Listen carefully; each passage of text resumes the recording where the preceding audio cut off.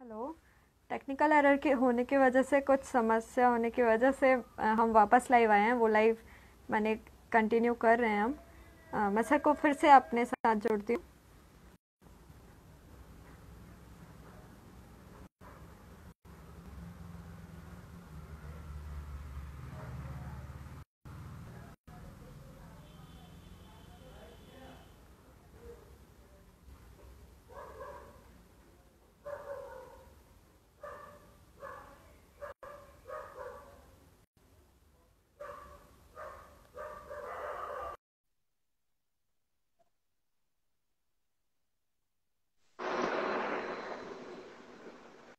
Hello.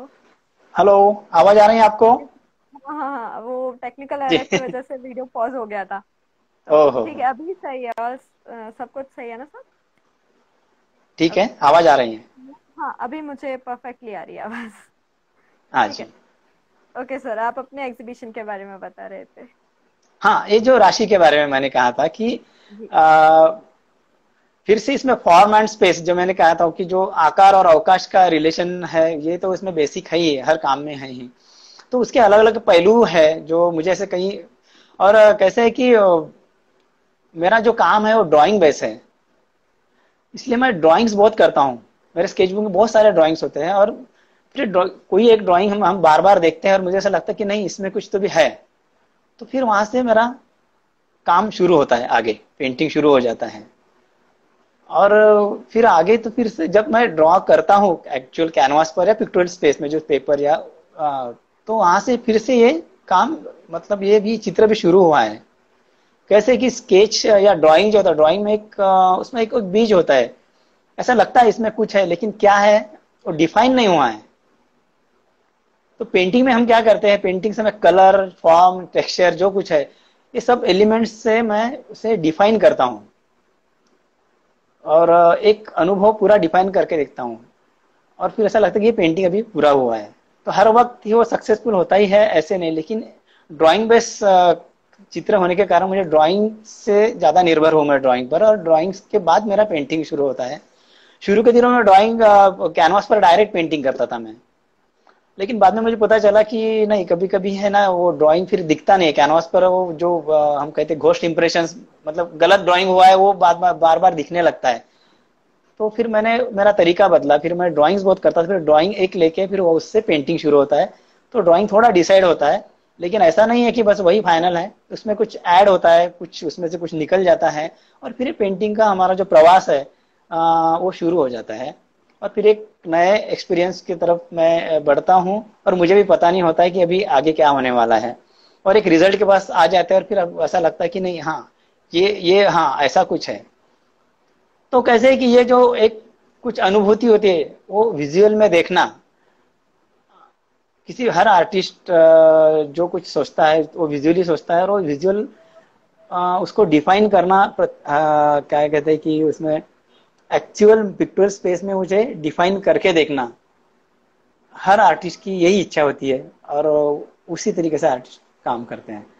तो एक result के बाद आने के बाद, रिजल्ट तक आने के बाद मुझे लगता है कि हाँ, अब ये मेरा काम कंप्लीट हुआ और एक कुछ नया एक्सपीरियंस मुझे, मैं मेरा अनुभव जो कुछ था कि कुछ तो भी है, वो अभी मैं देख सकता हूँ। मैं नजर से, मेरे आंखों से मैं उसे पूरी तरह देखता हूँ, और उसका जो आनंद होता है वो हर हर आर्टिस्ट का होता है वैसे ही। जी सर, आपके चित्रों में ज़्यादातर ग्रे कलर का और पेस्टल शेड्स का हम इस्तेमाल देखते हैं। इसके पीछे का कारण? बराबर, बिल्कुल। जी। जैसे मैंने कहा कि ये मेरे काम में बहुत सारी चीजें मिनिमल होती गई हैं, अ, कम होती गई है। उसमें से मैंने रिजेक्ट की कि भाई ये नहीं चाहिए, वेरिएबल परस्पेक्टिव नहीं चाहिए, उसमें मूवमेंट नहीं चाहिए। मतलब कभी ऐसा स्लांटिंग कुछ फॉर्म पहले निकालता था, तो मैं मेरे चित्र में पिक्टोरियल स्पेस के वर्टिकल, हॉरिजॉन्टल, किसी भी कैनवास या पिक्टोरियल स्पेस के किसी भी एज से वर्टिकल या हॉरिजॉन्टल ऐसे मेल खाने वाला फॉर्म चित्र में है। और जैसे मैंने कहा कि ये आकार और अवकाश के बारे में मैं सोच रहा हूँ, और वो सब सब सोचने के पीछे वो है कि वो उसमें वो जब आ जाता है तो बहुत बहुत अच्छा लगता है। तो अभी मैं क्या करता हूँ, तो ये जो स्पेस है, मैंने जैसे कहा कि ये ड्राइंग से जो जब मेरा ये जो जर्नी शुरू होती है, तो मैं डिफाइन कर रहा हूँ। और ये कलर है, वो कलर में जो जो स्पेस है वो कैसी चाहिए मुझे, मुझे स्पेस एक वाइड जैसी चाहिए, या सरफेस पर वो सरफेस मेरा ऐसा वहीं पर सरफेस ही चाहिए, या वो सरफेस ग्लोइंग चाहिए, अंदर से कोई एक लाइट आ रही है ऐसी चाहिए। ये सब है ना, ये कलर से के माध्यम से ही वो मैं डिफाइन कर सकता हूँ। उसमें टेक्सचर होता है, सब होता है, लेकिन कलर तो बहुत बार ऐसे होता है कि उसमें ग्रे शेड्स की तरफ मेरा जाता है। मतलब मैं black and white he use करता है ऐसे नहीं, उसमें बहुत सारे कलर के शेड होते हैं। बहुत बार ऐसे भी होता है कि चित्र मेरा ऐसे एक चित्र है मेरा, जो सिलेंडर है, गैस सिलेंडर जो होता है घर में, तो मुझे ऐसा लगा कि ये इसका मैंने ड्राइंग किया तो मुझे लगा ये बहुत अच्छा है। तो मुझे ऐसा लगा कि ये रेड लाल कलर जो है, लाल कलर मैं अट्रैक्ट हुआ कि नहीं, लाल कलर मुझे पेंटिंग में तो कभी मैं कर सकता नहीं हूँ अभी, तो लाल कलर से मैं सिलेंडर का एक ड्राइंग किया मैंने, जो अपने तरीके से पिक्टोरियल स्पेस में मैंने ड्राइंग किया, और मुझे ऐसा लगा कि इसका कुछ हो सकता है। और लाल सिलेंडर किया है। तो फिर बाद में उसमें से एक बॉक्स के अंदर एक सिलेंडर रखा हुआ है ऐसा था, और बॉक्स को एक होल था ऐसा। एक सब ड्राइंग डेवलप होते होते ऐसे हुआ है। बहुत दिनों तक मैं पेंटिंग करता रहा। रेड कलर तो रहा क्योंकि मुझे थोड़ा थोड़ा जिद्दी था, मैं थोड़ा हट किया मैंने कि ये लाल कलर ही मुझे अभी रखना है। और आहिस्ता आहिस्ता कैसे हुआ कि वो कलर चेंज होते गए, फिर मुझे नहीं अभी रेड कलर तो की जरूरत नहीं है यहाँ पर, अभी कुछ बदलनी चाहिए। वो कलर ग्रीनिश होते गया, पेंटिंग का पूरा ग्रीनिश ग्रेइश ऐसे कलर हुआ है। और चित्र का जो विषय था, जो मेरे दिमाग में था कि मुझे सिलेंडर है करना, सिलेंडर का आकार वहां दिखता है आपको, अभी भी आप पेंटिंग देखो तो 5 फीट का पेंटिंग था उसमें, तो सिलेंडर है, लेकिन अभी सिलेंडर ग्रेइश ग्रीनिश कलर में हुआ है। और जो बॉक्स में मैंने उसको रखा था, तो बॉक्स उसमें ज्यादा इंपॉर्टेंट हो गया। और उस बॉक्स को जो होल किया था छोटा, वो चित्र का सब्जेक्ट हो गया। पूरा पिक्चर पूरा पूरा पेंटिंग कंप्लीट होने के बाद जब मैं देखा तो मुझे लगा कि नहीं, अभी गैस सिलेंडर वगैरह सब उसके एलिमेंट्स है ही, वो जरूरी है, लेकिन सब्जेक्ट क्या है चित्र का, तो एक होल है जो बनाया हुआ ना, वो होल पे पूरा पेंटिंग के सेंटर में एक होल आया, और बहुत प्रोमिनेंटली वो होल दिखता है। तो ये प्रोसेस में कैसे होता है कि आप बहुत अड़े नहीं रह सकते कि मुझे भी यही करना है, कितना भी करो, लेकिन आप उसके साथ बहना है, आप उसके साथ जाते हो, उस अनुभव के साथ जाते हो। और वो जो जैसे मैंने कहा कि आप उसको पिक्टोरियली उसको साकार होते हुए हम देख रहे हैं, तो उसमें मेरी भूमिका भी उसके पीछे जाने की है, और वो एक्सपीरियंस मैं साकार कर रहा हूँ। तो इसलिए कैसे होता है कि अभी ये जो ऐसा पेंटिंग है, ये पेंटिंग में सिलेंडर है सब है, लेकिन मैंने शुरुआत जैसी की थी कि मुझे कलर पे मैं अड़ा रहा था, तो वो नहीं हो सका, तो वो थोड़ा ग्रेइश की तरफ गया। और दूसरी भी बात है कि बहुत सारे पेंटिंग में पिंक कलर मैं बहुत यूज करता हूँ। पिंक कलर है, तो अभी आप पूछो कि पिंक कलर क्यों है, तो मेरे पास इसका रीजन नहीं है, लेकिन मुझे लगता है कि उससे एक जो अवकाश की अनुभूति उसमें आती है, वो कुछ है उसमें। दूसरी बात, चित्र में एक परमानेंटली आप देखोगे मेरे, तो पेंटिंग में एक चित्र मेरा एक सफेद कलर व्हाइट कलर से शुरू होता है, या व्हाइट कलर पे एंड होता है, या तो ब्लैक कलर पे एंड होता है। ब्लैक या व्हाइट, मेरे चित्र में एक तो व्हाइट होता ही है, या तो ब्लैक होता है, बीच में बहुत सारे शेड्स है, अलग अलग कलर के हैं।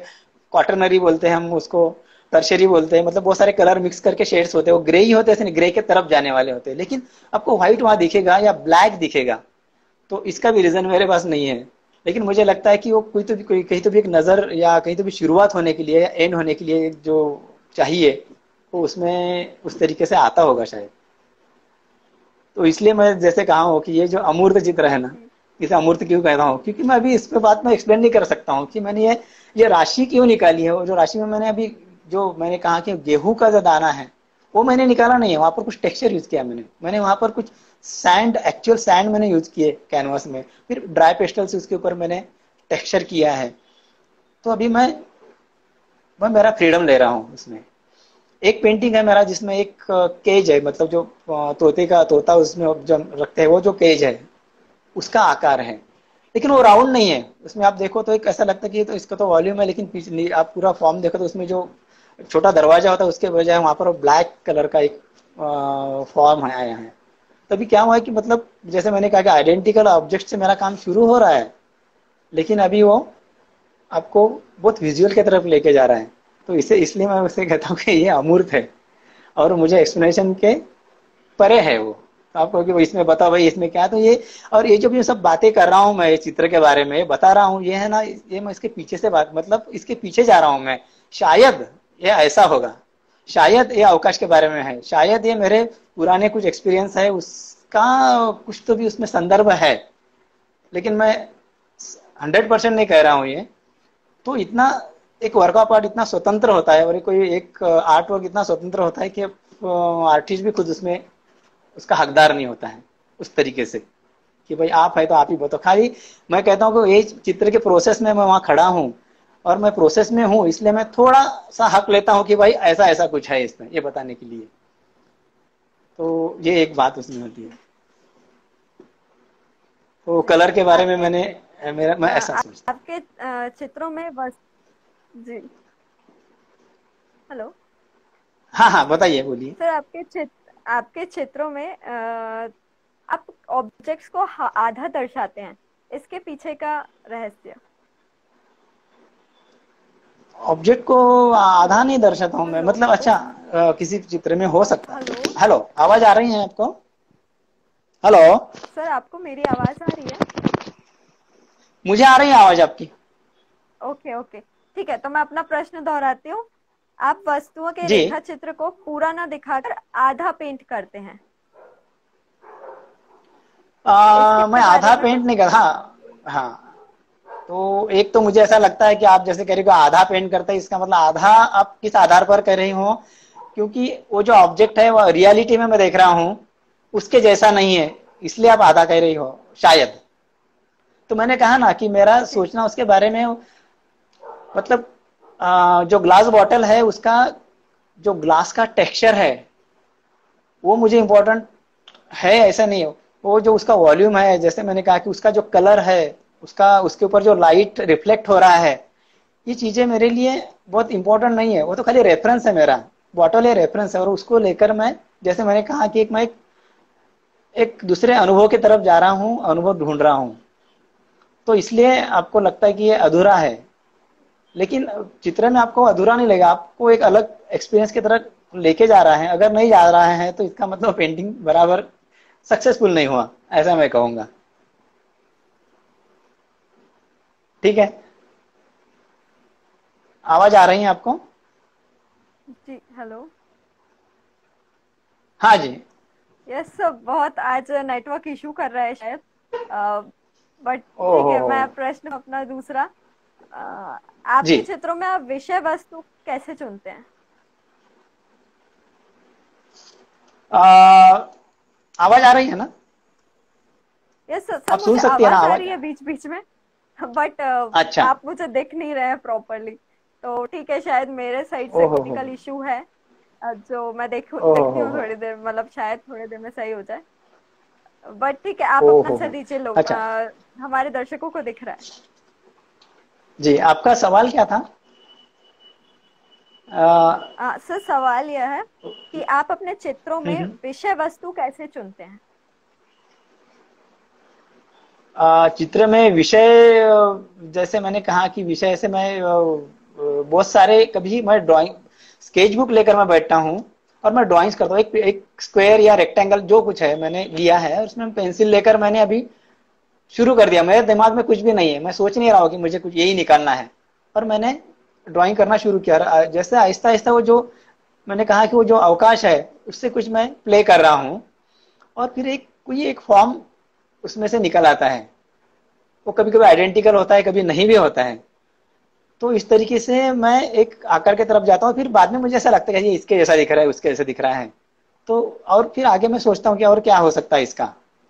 दूसरी बात ऐसी है कि बहुत बार कोई अनुभव होते हैं, वो याद आते, ड्राइंग करते हुए मुझे याद आते, तो ऐसा लगता है वो निकाल के देखते हैं। मेरा एक रिक्शा का पेंटिंग है, ऑटो रिक्शा। एक ऑटो रिक्शा है, उसके दो मिरर हैं। तो वो कैसे आया दिमाग में मेरे तो एक बार मैं ऐसे रिक्शा से रात में रिक्शा से जा रहा था, बहुत बारिश हो रही थी, मैं रिक्शा में बैठा हूँ और आगे वाली जो रिक्शा है उसका जो हुड होता है ऊपर का वो तो काला है और वो बारिश के कारण और लाइट गिरने के कारण थोड़ा थोड़ा शाइन हो रहा है। कुछ नहीं दिख रहा है, काला दिख रहा है, खाली काली रिक्शा मुझे पहचाना, इसलिए मुझे वो फॉर्म दिख रहा है रिक्शा का। लेकिन दो उसके जो मिरर है ना, मिरर में इस रिक्शा का, मेरे वाली रिक्शा का लाइट गिर रहा है, तो वो दो ऐसे व्हाइट वो दिख रहा है। तो मुझे लगा अरे ये तो बहुत इंटरेस्टिंग है, इसका पेंटिंग होना चाहिए।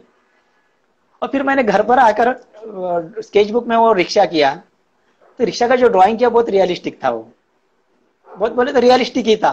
फिर मैंने देखा था अरे ये तो कुछ काम नहीं कर रहा है, फिर कुछ दिन ऐसे ही रहेगा। फिर से मुझे एक बार आया दिमाग में आया कि अरे फिर से निकाल के देखते हैं। तो फिर अभी उसमें थोड़ा चेंज हुआ, लेकिन वो मिरर मिरर रहे हैं और वो रिक्शा का फॉर्म और दो व्हाइट मिरर ऐसे। और फिर मैंने कहा कि चलो इसका एक मैं अभी पेंटिंग करता हूँ, क्योंकि इसमें कुछ तो भी है, अभी क्या है अभी मुझे भी उसका एक्सपीरियंस करना है और मुझे ढूंढना है और डिफाइन करना है। और फिर मैंने कैनवास पर पेंटिंग शुरू की वो फॉर्म को लेके। उसमें बहुत सारे चेंजेस हुए, सब हो गए, लेकिन वो रिक्शा का फॉर्म वैसे ही रहा। वो जो मिरर थे शायद वही सब्जेक्ट, वही मुझे ज्यादा भाया था और या वो अपील हुआ था उस वक्त का। तो वो मिरर और वो सब, वो रिक्शा का, ऑटो रिक्शा का पेंटिंग बना। और देखने वाला कोई भी तीसरा भी आदमी, कोई थर्ड पर्सन कोई देखेगा स्पेक्टेकर, तो उसको वही दिखेगा कि ये रिक्शा का ही पेंटिंग है। तो ऐसे होते हैं। और कुछ ड्राइंग करते हैं, जैसे मैंने कहा कि अर्दन पॉट है, जो मट्टी के घड़े हैं, ये सब जो मैंने कभी तो भी अनुभव किया था मेरे घर में। या घर में होते हैं ना पीतल के बर्तन होते हैं, तो हमारे तरफ जैसे मैंने कहा बहुत धूप है, तो घर में पानी भर के रखना बहुत हर लोगों की जिम्मेदारी है। हर घर में आप देखो तो घड़े के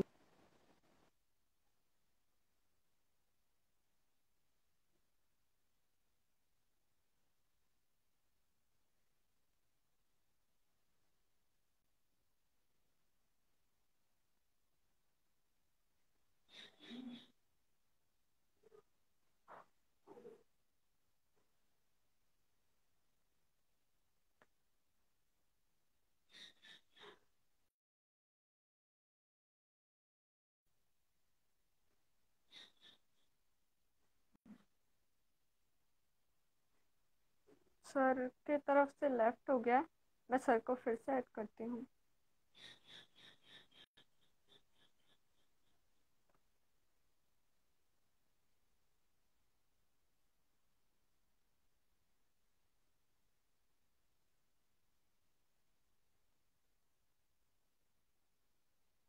या मैं उनको ऐड कर रही हूँ। हेलो।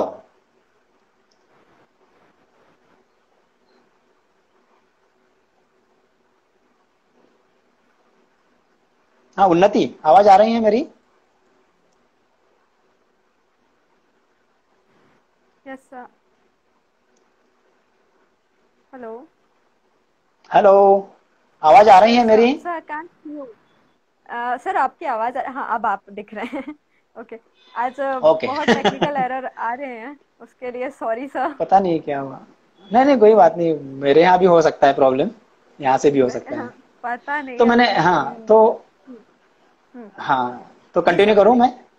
जी जी हाँ, जी। तो जैसे मैंने कहा कि ये बहुत सारी ऐसी कुछ मेमोरीज में से कुछ ड्राइंग आते हैं, वो रेफरेंसेस आते हैं। लेकिन अभी मुझे यहाँ कहना चाहता हूँ कि ये आपका ये नॉस्टैल्जिक है क्या? आपको लगेगा कि नॉस्टैल्जिया है आपका, आप पेंट कर रहे हो। तो मेरा कहना है कि वैसे नहीं है वो रेफरेंस है।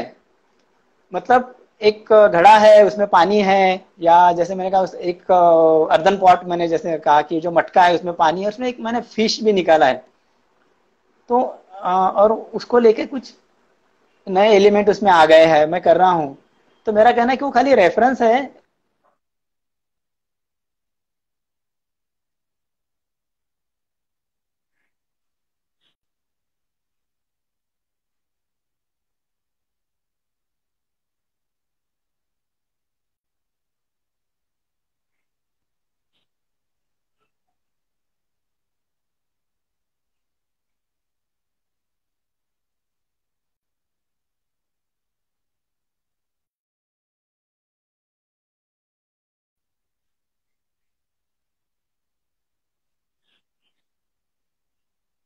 सर का फिर से क्विट हो गया।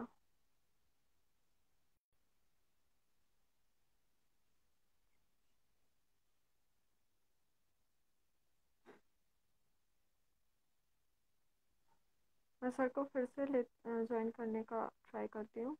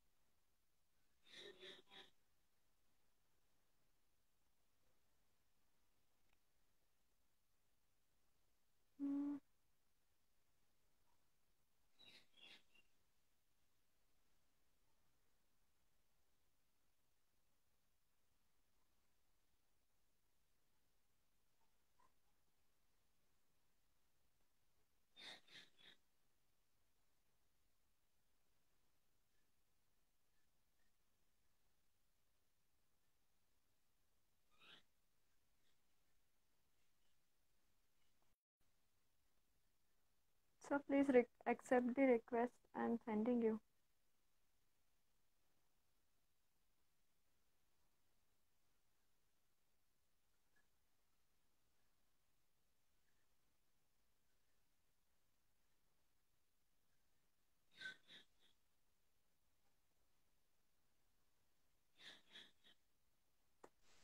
दार बंद। Hello. Hello. So can you hear me now? हाँ हाँ हाँ, Hello. Yes, sir. Okay. अभी आ रही है आवाज? हाँ जी, अभी आ रही है।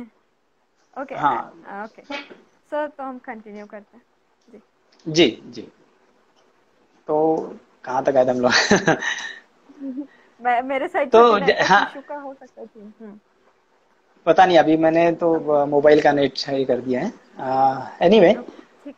जी। तो अभी कैसे है ना कि ये अलग अलग रेफरेंसेस से आती है, और कभी ऐसे भी होता है कि मैं ड्राइंग शुरू किया है और ड्राइंग करते करते ही मुझे भी पता नहीं है, और कुछ तो भी एक अलग फॉर्म क्रिएट हुआ है उसमें, और फिर पेंटिंग आगे जाता है उसमें से। तो ये एक बात है। दूसरी, जैसे मैंने कहा था नॉस्टैल्जिया की बात की थी मैंने, कि ये नॉस्टैल्जिक इसलिए मुझे लगता है कि वो नॉस्टैल्जिक नहीं है, लेकिन इसमें रीजनल रेफरेंस है। क्योंकि जिस एरिया में जो मेरा अनुभव है, जिस सामाजिक व्यवस्था में मैं रहा हूँ, तो इसका तो परिणाम मुझ पर होने वाला ही है। तो मुझे लगता है और जो मेरे एक्सपीरियंस का है वही उसमें अभिव्यक्त होने वाला है। और दूसरी बात है कि मैं जैसे कुछ लोग कहते हैं कि आप कोई सब्जेक्ट पर काम नहीं करते, कि जैसे मैंने कहा मैं एक सब्जेक्ट में चुनता नहीं हूँ, मतलब मुझे ये सब्जेक्ट पर काम करना है। ये थोड़ा आधा हो सकता है कि मैं कुछ काम, मैं ड्राइंग बना रहा हूँ, मैं सोच रहा हूँ, विजुअली सोच रहा हूँ। ड्राइंग करना क्या है, विजुअल सोचना ही है ना, ड्राइंग करना बोले तो विजुअल सोचना है। तो मैं विजुअली सोच रहा हूँ, और उसमें से ऐसे लगता है कि नहीं, अरे ये चीजें बार बार मेरे चित्र में आ रही हैं, तो ये क्या है, तो इसे जरा देखते हैं। तो फिर पर्टिकुलर जो एक एंगल है सोचने का, उस एंगल पर मैं काम कर रहा हूँ। तो अभी कैसे ये ड्राइंग्स, आपने कहा कि जो बॉटल्स और थोड़ा सा एब्स्ट्रैक्ट भी मैंने किया है।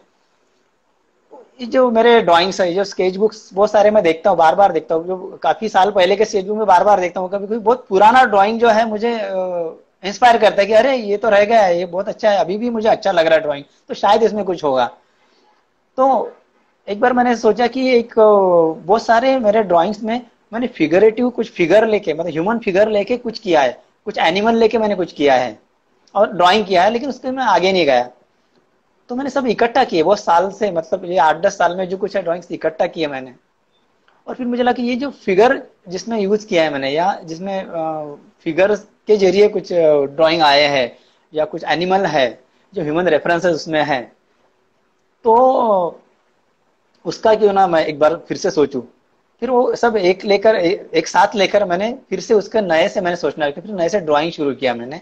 और फिर उसका मैंने जैसे कहा कि एक फिगरेटिव मेरा जो शो हुआ था ताओ आर्ट गैलरी में, तो उसमें से वो आया है। तो ऐसा नहीं है कि चलो अभी इस बार फिगर निकाल के देखते हैं, ऐसा नहीं था। ये जो जो सोचना है उसका एक एक और पहलू है। जैसे एक एंगल मुझे ऐसा लगा कि ये थोड़ा बड़ा करके, थोड़ा सा मैग्नीफाई करके देखे तो क्या है होगा इसमें। तो ये मेरा एक फिगरेटिव उसमें था, जिसमें मैंने हॉर्स था एक, जिसमें एक एग्जाम्पल के तौर पे मैं दिखाता हूँ, बताता हूँ आपको कि एक हॉर्स है, और मतलब एक घोड़ा है, और घोड़े के ऊपर एक ह्यूमन फिगर है, उसके सर पर एक घास का बंडल है बहुत बड़ा। ऐसा कुछ ड्राइंग उसमें आया, लेकिन विजुअली मुझे, पिक्टोरियली विजुअली एक अनुभव ऐसा लगा कि अरे बहुत इंटरेस्टिंग है ये सब काम। एक घोड़ा है, उसके ऊपर एक आदमी बैठा, उसके सर के ऊपर एक घास का बंडल है। तो मुझे याद आया कि बचपन में कुछ मैं स्टोरी एक मैंने सुनी थी, एक कहानी, जैसे बच्चों को कहानी सुनाते हैं वैसे किसी ने सुनाई थी। तो वो बहुत फनी थी वो।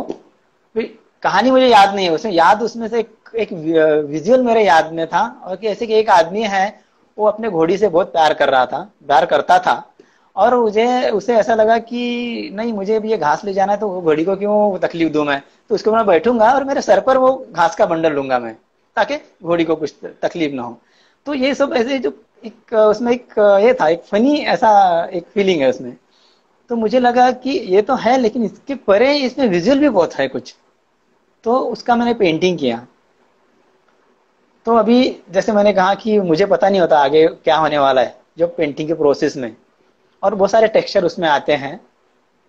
मतलब जैसे मैंने कहा बॉटल है, मग है, या अर्दन पॉट है, या और कुछ एब्स्ट्रैक्ट एलिमेंट है, वो मैं साकार कर रहा हूँ, वो मैं उसे डिफाइन कर रहा हूँ, मैं पेंट कर रहा हूँ। ये प्रोसेस है, ये प्रोसेस में कर रहा हूँ। लेकिन जब ये सब्जेक्ट मेरे सामने था तो थोड़ा थोड़ा मुझे एक पता था कि ये हॉर्स है, ये मतलब एक घोड़ा है, और ये ह्यूमन फिगर भी है, लेकिन उसका रेंडरिंग अलग था।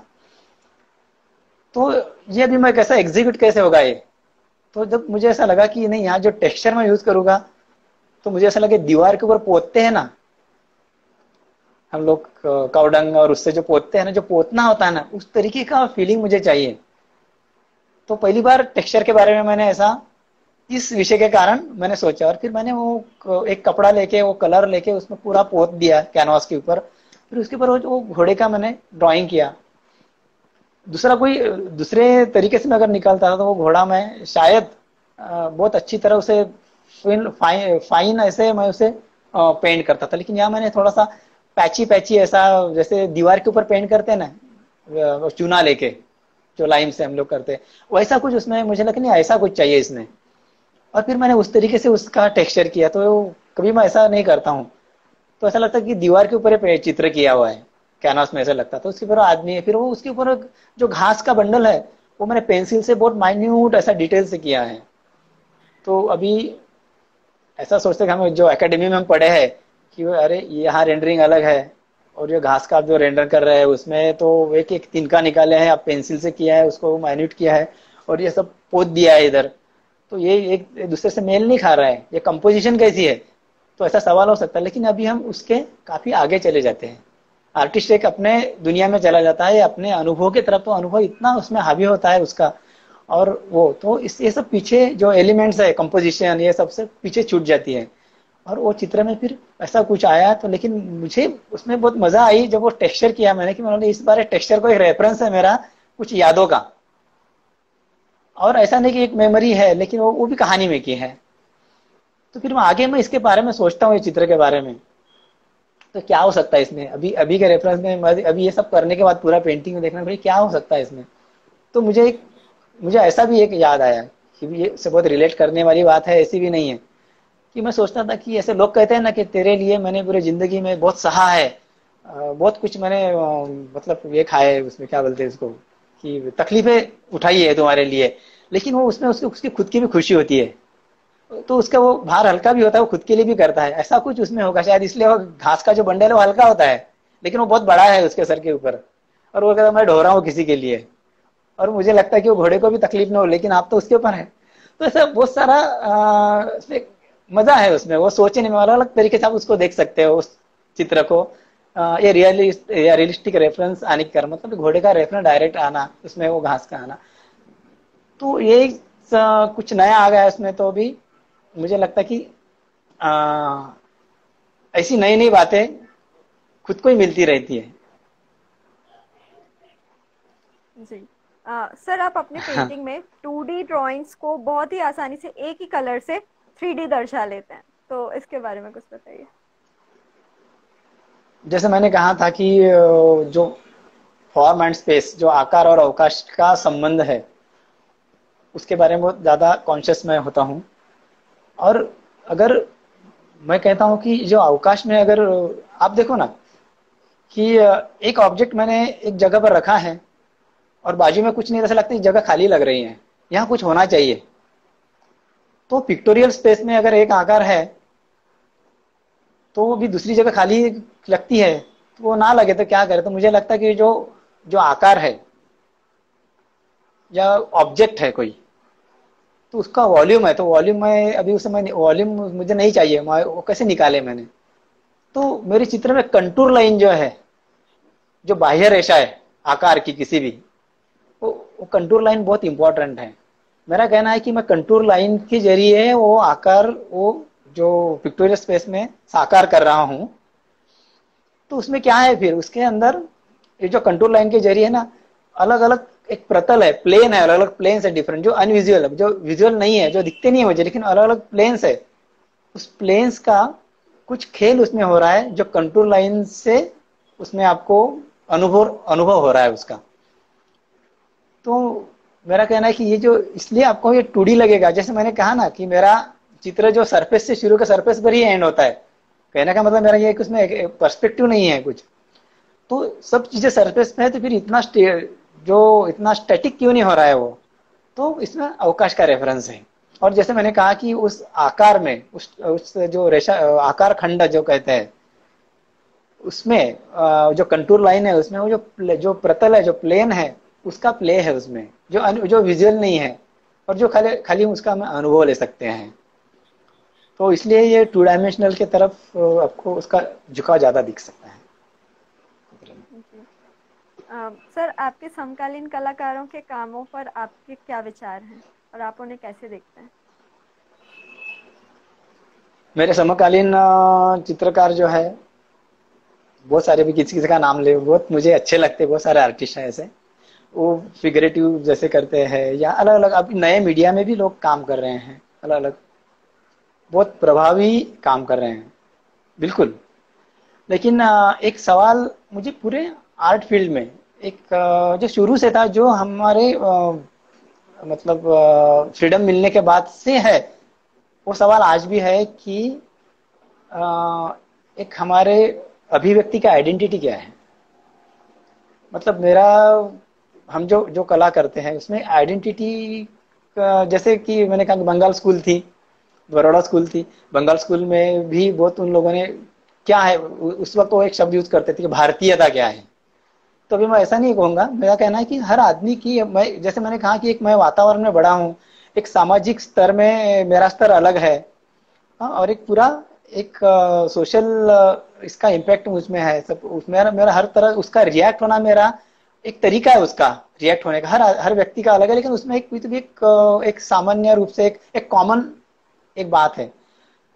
तो वो आर्ट में क्यों नहीं है? मतलब इंडियन आर्ट आप देखो, हाँ, बड़े कैनवास पर, बिग इंटरनेशनल कैनवास पर आप देखो, तो उसकी आइडेंटिटी वैसे नहीं है। तो मुझे लगता है कि वो बहुत जरूरी है। तो वो हर आर्टिस्ट का एक काम है, और एक आर्टिस्ट एक काम नहीं कर सकेगा। जैसे मैं सोच रहा हूँ कि मेरे मेरे जो अनुभव है, जो कुछ है, छोटे भी हो, उस अनुभव में से मैं कुछ साकार कर रहा हूँ, वो अच्छे तरीके से हो, और उसमें से ये लिंक, अभी एक आर्टिस्ट को लिंक हो गए इसमें। और ये सब सोचना, एक कम्युनिटी, एक पीरियड के आर्टिस्ट सोच रहे हैं, उसमें से फिर लोग अलग अलग तरीके से अलग अलग मुकाम पे पहुंच रहे हैं, और ऐसा करके पूरा एक विजन में, एक विजुअल में, एक कभी तो भी कि ये इंडियन पेंटिंग्स है, ऐसा कभी तो भी लगेगा, लेकिन आज तो नहीं लगता है।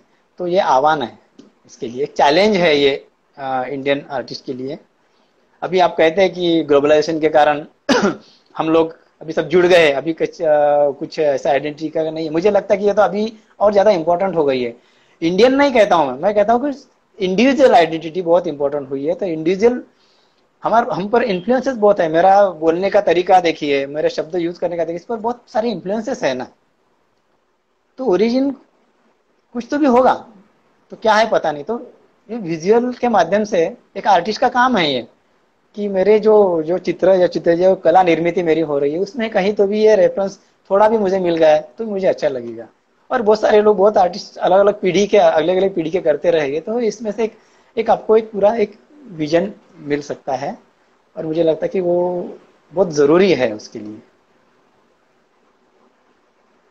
जी। आप क्या आप इंस्टॉलेशन के बारे में कुछ सोचा है? क्या आपने इंस्टॉलेशन के बारे में कुछ सोचा है? हेलो। इंस्टॉलेशन के बारे में मैंने सोचा नहीं, लेकिन थोड़ा कुछ ऑब्जेक्ट्स वगैरह मैंने कभी बना के देखे हैं, मतलब स्कल्पचर करके देखे हैं। इंस्टॉलेशन कह सकते हैं, लेकिन है बहुत सारे मैंने सोच में है, अभी स्केच बुक में है। तो अभी कभी तो भी वक्त मिलेगा तो वो हो तो सकेगा आगे वाले इंस्टॉलेशन। समय में ऐसा कुछ प्लान? ऐसा प्लान तो नहीं है, लेकिन जैसे मैंने कहा कि कोई तो भी, जैसे ये जो सोच है उसका एक कोई एक एंगल या कुछ ऐसा कुछ तो भी एक एंगल मुझे महसूस होता है कि अरे ये इसमें इसको थोड़ा बड़ा करके देखना चाहिए, इसमें और क्या हो सकता है। तो वैसे मटेरियल के बारे में मैं सोचता हूँ कि एक अलग मटेरियल यूज करके देखें हम लोग, तो शायद इसमें से इंस्टॉलेशन वो सब आ सकेगा। तो अभी जैसे कि इंस्टॉलेशन बहुत किया जाता है, परफॉर्मेंस, ये अभी नए नए मीडिया अभी आगे वीडियो आएगा, वीडियो के बारे में अभी कभी सोचा नहीं मैंने, लेकिन इंस्टॉलेशन के बारे में मैंने सोचा है कि कैसे हो, तभी वो मुझे बताना वो कठिन है, क्योंकि जी। अभी वो सब प्रोसेस में है, थिंकिंग में है, सोचने में है। जी। अ, देश के आपके सबसे पसंदीदा कलाकार कौन कौन से हैं? बहुत मुश्किल है बताना। नहीं, मुझे एक तल्लूर जो है स्कल्प्टर, वो एक अच्छे आर्टिस्ट है। और जैसे कंटेम्प्ररी में मैं कहता हूँ, जैसे मैंने कहा कि प्रभाकर बर्वे एक बहुत अच्छे चित्रकार थे, अभी वो नहीं है, लेकिन उनका एक कंट्रीब्यूशन उनके पीरियड में काफी रहा कि वो एक नई दिशा दिखाने का उन्होंने प्रयास किया, इसलिए मुझे लगती है कि वो बहुत इम्पोर्टेंट है। दूसरे मुझे एक एब्स्ट्रैक्शन के बारे में आप कहे तो अनिश कपूर, मुझे लगे कि वो एक काफी इम्पोर्टेंट है, टेक्नोलॉजी और ये सब से इनको जोड़कर उन्होंने एक नया, एक उनकी अभिव्यक्ति है वो सराहनीय है और बहुत इम्पोर्टेंट है, मुझे ऐसी लगती है। ऐसे बहुत सारे आर्टिस्ट है अभी। ओके। और विदेश तो के कुछ हाँ, नाम आप लेना चाहेंगे? विदेश के कुछ कलाकार जो आपको बहुत पसंद हो? देश के कलाकार फ्रांसिस बेकन, मुझे एक वो बहुत अच्छे लगते थे। अ, उनका एक अलग तरीका था काम करने का, बहुत इंडिविजुअल काम है। जी। अ, वो है, और ज्यादा तो बहुत सारे हैं आर्टिस्ट। जी। सर, अगर आप आज आर्टिस्ट नहीं होते तो क्या होते? मैं आर्टिस्ट नहीं होता तो शायद मैं कुछ लिखता था, क्योंकि एक जी। पढ़ने का शौक था मुझे। वो भी काफी साल तक रहा, बहुत कुछ पढ़ता था, मैं मराठी लिटरेचर ही पढ़ता था। और वो था, कविताएं मुझे बहुत अच्छी लगती हैं। और मुझे लगता है कि कोई भी विजुअल आर्टिस्ट के लिए तो भी बहुत इंपॉर्टेंट है कि साहित्य पढ़ना, अपने लैंग्वेज में हो या इंग्लिश हो, जो कुछ हो, कि उससे क्या होता है ना, एक सोचने का जो ढंग होता है उसको एक दिशा मिलती है हमारे, उसे हम एक अच्छी तरह उसे उसकी रचना कर सकते हैं सोचने की। तो ये बहुत सारी दिशा लिटरेचर से मिल सकती है, जैसा लगता है। तो वो हो सकता था, मैं लिख सकता था। जी। अ, सर, आपके जीवन काल में आपको इंस्पायर किस किस ने किया? उसके उन लम्हों के बारे में आप कुछ बताएंगे? ऐसा एक लम्हा तो नहीं बता सकते हैं। जैसे मैंने कहा कि स्कूल ऑफ आर्ट में जब मैं आया था, स्कूल ऑफ आर्ट ने मुझे काफ़ी इंस्पायर किया था। बाद में सब बदल गया, लेकिन वो बहुत था। और बहुत सारी अ, मैं कहता हूँ कि मुझे जो जो अनुभव है ना, बहुत सारे जो एक्सपीरियंस है, मैं कहता हूँ कि उसका जो सार है, हाँ, वो एक वो हरदम मेरा इंस्पायरिंग रहा, इसलिए जो चित्र की वो जो धारणा है वो उससे आती है। तो वो एक रहा है। जैसे मैंने कहा, जो प्रभाकर बर्वे आर्टिस्ट है, वो मुझे काफी इंस्पायरिंग रहे हैं। और क्या आप उनके बारे में कुछ बोलना चाहेंगे? आ, प्रभाकर बर्वे, उनके पीरियड में जब मैंने कहा था कि एब्स्ट्रैक्शन का जो दौर था, वो भी एब्स्ट्रैक्ट पेंटर ही थे, लेकिन जो ऑब्जेक्ट जो पेंट करते थे, वो तो बहुत उनका एक क्या कहते हैं कि एक पोएटिक उसमें एक फीलिंग था उसमें।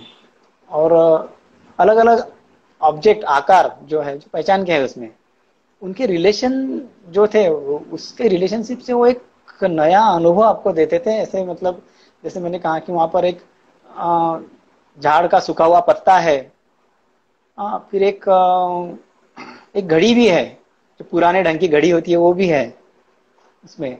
तो इन दोनों का जो उसमें एक नरेशन नहीं था, जैसे हमें पता है कि ये घड़ी है और फिर ये है, तो इसमें क्या रिलेशन है। यहाँ एक क्षितिज पर, होराइजन पर एक बिल्डिंग है, पुरानी टूटी हुई बिल्डिंग है, और एक अनार है। तो ऐसा उनमें से जो अनुभव था, उनका एक अलग तरीके से उनका उसमें प्रयास था।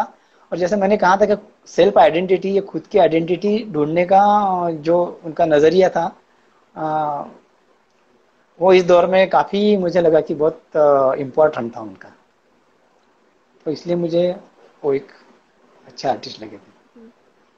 ओके सर, कुछ लाइफ क्वेश्चन हम पूछते हैं। आपके चित्रों में जी। अवकाश है, समय को आप किस तरह देखते हैं? बहुत मुश्किल है ये बताना समय को। नहीं, समय तो हाँ, समय में से मैंने कहा ना कि समय का संदर्भ आता ही नहीं उसमें, इस अवकाश में।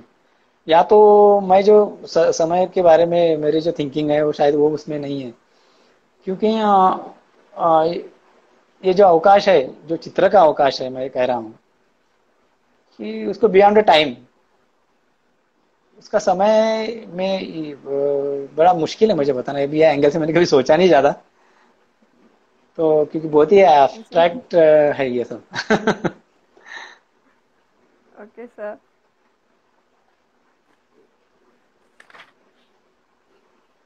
मैं और कुछ क्वेश्चंस देखती हूँ, हमारे जी। दर्शकों ने अगर भेजे हो तो। हम्म।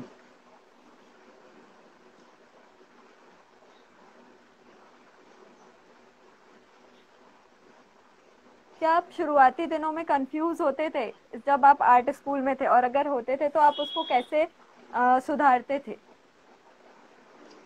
कंफ्यूजन तो बहुत हुआ था।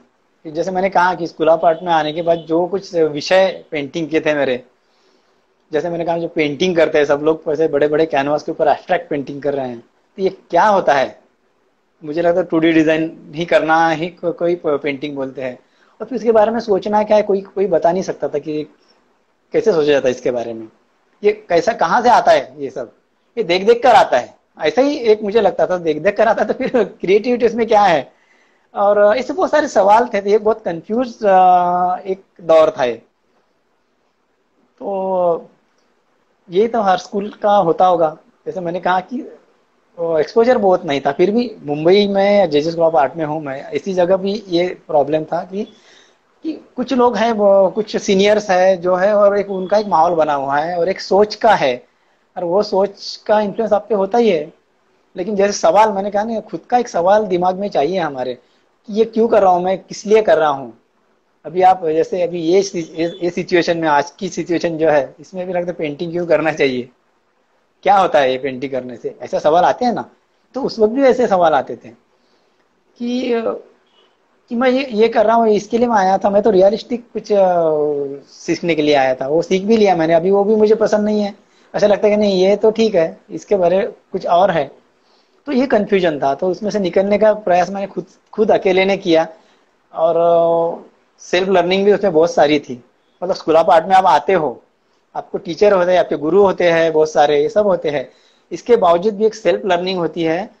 जैसे कहा था, क्वेश्चनिंग माइंड होना बहुत जरूरी है, कि मैं क्यों कर रहा हूँ, क्यों करना चाहिए, सब कर रहे हैं इसलिए मैं करूँ क्या। ये सब सवाल हो गए। तो फिर कैनवास पर ही क्यों करूँ, फिर पेपर पर ही क्यों करूँ, ये बहुत सारे सवाल उसमें होने चाहिए हर एक के। और फिर इसका वास्ता क्या है सोसाइटी से, ये समाज से, ये पेंटिंग का क्या वास्ता है, या फिर मेरे से क्या है, इम्पोर्टेंट क्या है, कौन सी चीज है इसमें, मैं खुद हूँ या सोसाइटी है, किसके लिए मैं कर रहा हूँ। ये सब सवाल उस वक्त हर वक्त रहते हैं, आज भी रहते हैं, तभी भी थे। तो ये सब कंफ्यूजन रहते, कहते हैं, ये तो कायम रहता ही है काम में। अ, आपको मराठी कविताएं पढ़ना पसंद है, शायद आप लिखते भी हैं, तो आपका नहीं, मैं फेवरेट लिखता नहीं फेवरेट हूँ। मराठी पोएट। बोला गया है मुझे कि आप कुछ मराठी कविताएं सुनाए। आ, नहीं बाप रे, मुझे याद नहीं है कोई कविता, लेकिन मुझे ग्रेस मराठी के जो है कवि, वो बहुत अच्छे लगते हैं। आरती प्रभु, अ, चिंतनम खानोलकर जो आरती प्रभु के नाम से कविताएं लिखते थे, वो मुझे जी। उनका साहित्य, उनकी कादम्बरी जो है, उनका नॉवेल्स है, आरती प्रभु की, खानो चिंतनम खानोलकर, वो भी मुझे काफी लगे कि वो बहुत इम्पोर्टेंट है वो। बस जैसे, और इंग्लिश लिटरेचर में वो फ्रांस काफका का मैंने पढ़ा था, वो मुझे लगता कि वो तो माइलस्टोन है। जैसे मैंने कहा ना, आप उसमें पकड़ नहीं सकते वो चीज को, लेकिन आप अनुभव कर सकते हैं खाली, कि कुछ तो भी एक दुनिया में मैं जा रहा हूँ। और जो ये सब नया है, इसलिए मुझे बहुत अच्छा लगता है। जी।